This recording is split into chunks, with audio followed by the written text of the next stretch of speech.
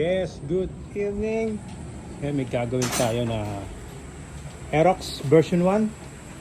Ayan sila sir, yung may-ari. Ayan. Good evening. Ayan. Si Boss Manunyo. May ginagawa na ulit. Bali, sisingit muna natin to kasi may ginagawa tayo dito ng Aerox NMAX version 1. Ang problema nito is bulbs. Papalitan natin ng bulbs yan, 4.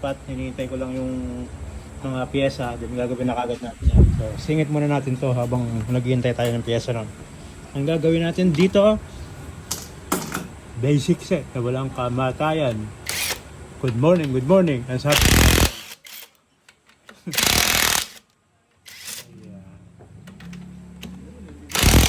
Naka-pipe na siya, E-Tech. Dire-diretso lang ang pagbabaklas.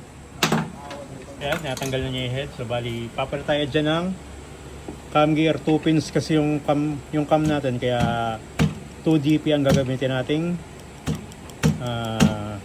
cam gear. Hugutin lang natin yan. Po-port, ganun pa din. Then, nasalpak na din kagad yan. Mabilis lang to dahil basic set lang. Tama? Tama. Tama?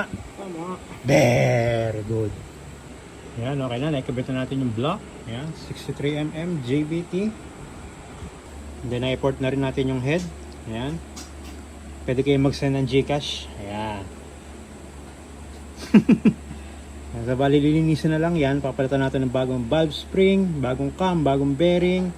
Yan, para very good. Yan, okay na. Nakabit na natin yung block. Saka bagong incarnas. Bago din yung ano niyan, 2DP na cam gear. Kasi yung cam niya is single pin. Ito yata yung mga last model ng version 1 bago lumabas yung version 2. Yan, sa mga kailangan ng pyesa, PM lang kayo kay MotoX Racing. Nandyan yung details sa page, nasa description, nasa title. Yan. Sa mga gusto ng mga pyesa, PM lang kayo dyan sa page na yan. Pumunta kayo. Pwede kayong umutang ng karga dyan. Isang ID lang, kargado ka na. Yan. Yan, okay na. Kompleto na yan. Yan, sinasali na natin ng oil. Yan, yung oil na sinasali natin is Motul. Yan. Very good. May pa tantiameter.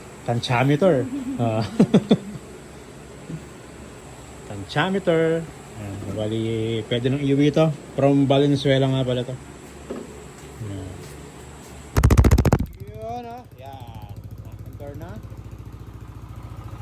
So silent thing.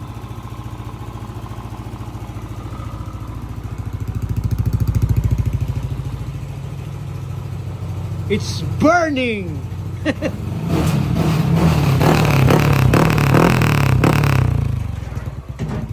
pipe. Hindi ko alam kung may stage to eh, pero okay dito. It's time to get down and move it all around. Yun, oh. Yan, thank you.